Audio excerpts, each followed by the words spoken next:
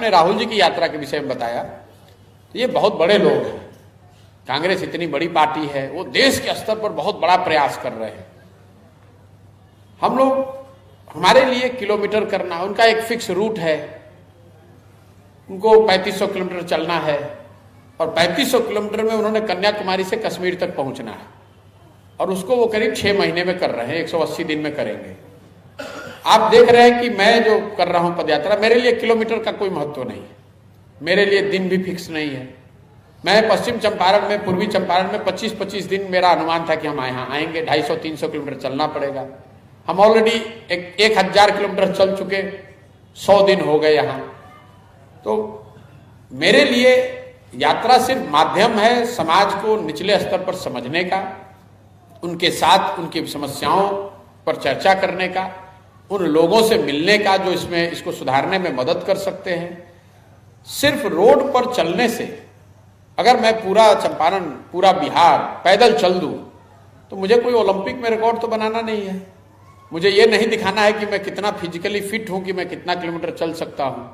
उद्देश्य समाज को समझना है, समाज के विषयों को समझना है। उद्देश्य ये है कि इसको सुधारने के लिए कुछ योजना बनाई जाए, कोई कार्यक्रम बनाया जाए, उन लोगों को के विचारों को सुना जाए जो इनसे प्रभावित हैं, जो इसकी सुलझाने में मदद कर सकते हैं। तो इन यात्राओं में जमीन आसमान का फर्क है। और तीसरी एक जो महत्वपूर्ण बात मेरे नजरिए से है, बहुत लोगों के नजरिए से नहीं है, मैं ऐसा समझता हूं कि जीवन में आप कुछ भी, उसमें ईमानदारी और शुद्धता बहुत जरूरी है। मैं पदयात्रा अगर कह रहा हूं, ये यात्रा नहीं है, मैं पदयात्रा कर रहा हूं, तो 2 अक्टूबर के बाद मैं गाड़ी पर न बैठता हूं, न घर जाता हूं, न छुट्टी मनाता हूं, न ब्रेक लेता हूं। यात्रा ये कंटिन्यूअस यात्रा है, मतलब एक बार शुरू किया है तो जब खत्म करेंगे तभी रुकेंगे। ऐसा नहीं कि आज 1 जनवरी आ गया तो 2 दिन फिर दिल्ली चले गए, फिर वापस आए और वहां से यात्रा शुरू की। ऐसा भी नहीं कि कुछ दूर गाड़ी पर चले, फिर गांव आ गया तो उतर के पैदल चलने लगे।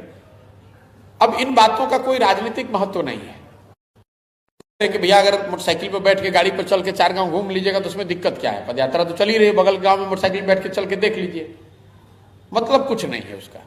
लेकिन किसी काम को करने के पीछे एक सोच है, एक शुद्धता होनी चाहिए। हम लोग छठ का व्रत करते हैं, अगर आप घर में जाकर 1 घूंट पानी पी लीजिएगा तो आपको कौन रोक रहा है। लेकिन आप व्रत इसलिए कर रहे हैं कि आपकी भावना है कि उस व्रत की ताकत ही इससे है कि आप कितनी शुद्धता से इसको करते हैं।